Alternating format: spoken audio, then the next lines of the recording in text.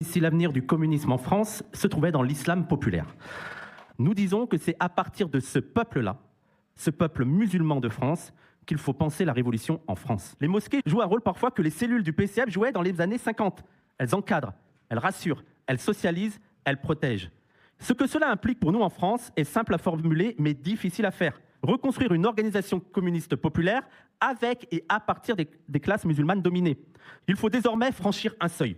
Penser l'islam populaire comme une force politique réelle, une composante stratégique des classes dominées, et non comme un facteur extérieur à intégrer ou à ménager temporairement. Deuxième point, former des cadres issus de l'immigration, capables de lier islam populaire et matérialisme révolutionnaire.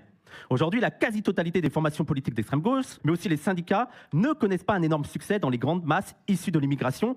La cause est simple, ces organisations parlent une langue étrangère, n'offrent pas de perspectives claires et méprisent les formes de vie populaires comme la foi. Nous devons former une génération de cadres communistes musulmans, pas pour islamiser le communisme, mais pour qu'il cesse d'être une importation hors sol et devienne un outil de libération populaire capable de parler aux masses.